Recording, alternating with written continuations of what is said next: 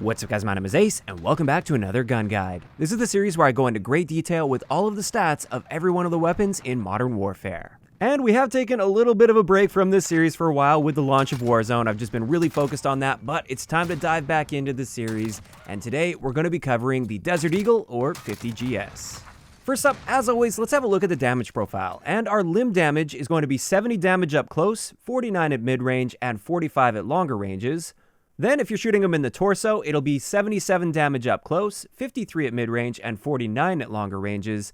And what this means is, to the body, the Desert Eagle will always be a 2 to 3 shot kill. As for headshots, we get a headshot damage profile of 113 up close, 79 at mid-range, and 72 at longer ranges. And this means it's going to be a 1 to 2 shot kill if you hit them in the head. Now, as for our rate of fire, this is quite slow for the pistols at just 189 rounds per minute. And this means our theoretical minimum time to kill is 317 milliseconds in the 2-shot kill range and 634 milliseconds in the 3-shot kill range. Now, within that 2-shot kill potential, this actually has the fastest time to kill in the pistol category, assuming body shots. However, it's still not really competitive with the primary weapons in this game. Of course, though, in core game modes, we do have that 1-shot kill potential to the head, which gives us a time to kill value of 0, and in that case, of course, it is very competitive. So that is where the true power of the Desert Eagle lies.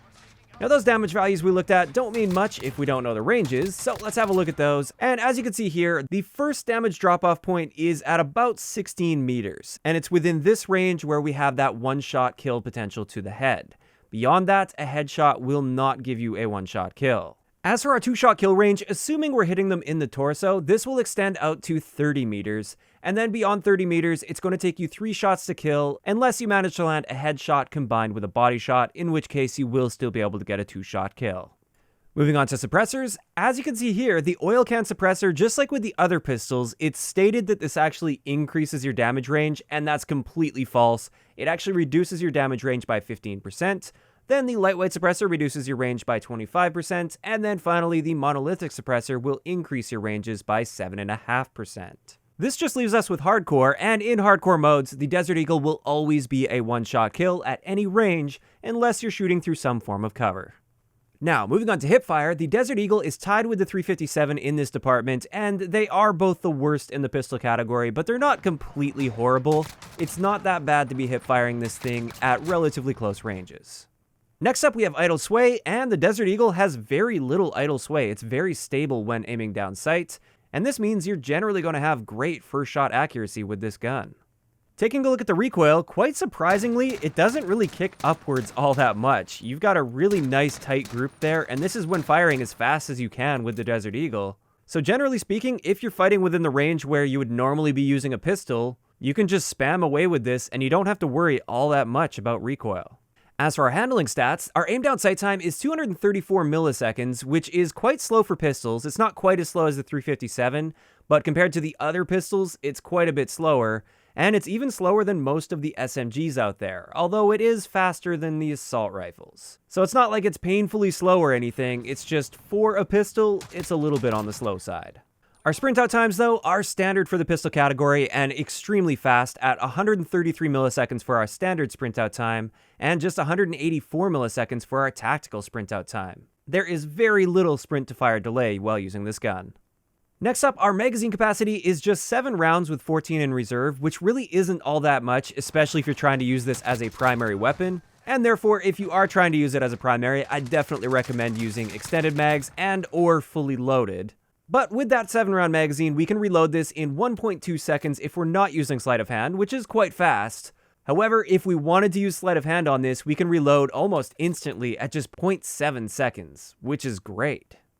Now finally, for these base stats, our movement speed is slow for the pistol category, but still, of course, extremely fast at 101%, so it actually moves faster than you would move if you had a knife in your hand. And our aim down sight stray speed is also very fast, although a little bit slow for the pistol category at 67%. Now that pretty much wraps it up for the base stats, but something I have mentioned with the other pistol episodes is bullet velocity. And from what I can tell at least, the Desert Eagle doesn't really have the same bullet velocity problem that all of the other pistols that we've looked at so far tend to have. So this means you generally don't have to worry about leading your target or worrying about bullet drop or anything. You just put the sights where you want to shoot and pull the trigger.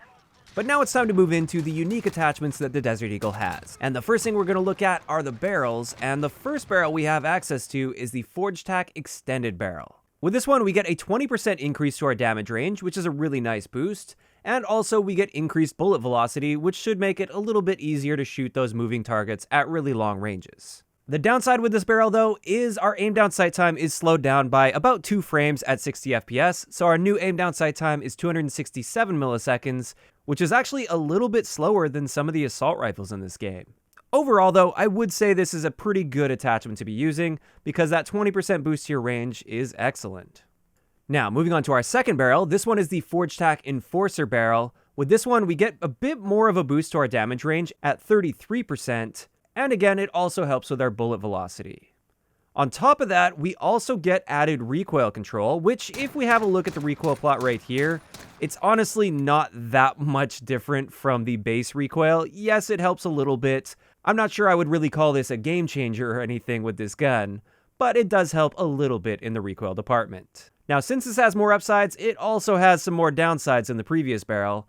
And the first one is our aim down sight time is slowed down by 3 frames rather than 2, so our new aim down sight time is 284 milliseconds.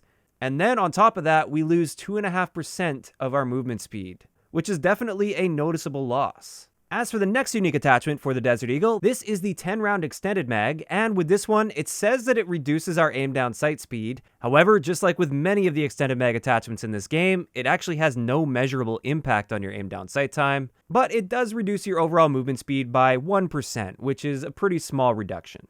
Now, if you want to take that one step further, we can use the 13-round extended mag, and with this one, there is actually a very slight reduction to your aim down sight time, so your new aim down sight time is 250 milliseconds, and also this reduces your overall movement speed by 2%. Now, finally, for unique attachments, let's get into the trigger attachments, because these are very important for the pistols in this game. With the lightweight trigger, we can bump our rate of fire from 189 rounds per minute up to 213 rounds per minute. This is actually a very small boost to your rate of fire. Like, I would still recommend it because it will reduce your time to kill down to 282 milliseconds in the 2-shot kill range. But when you compare it to the lightweight trigger on the other pistols, it just doesn't give you that much of a boost.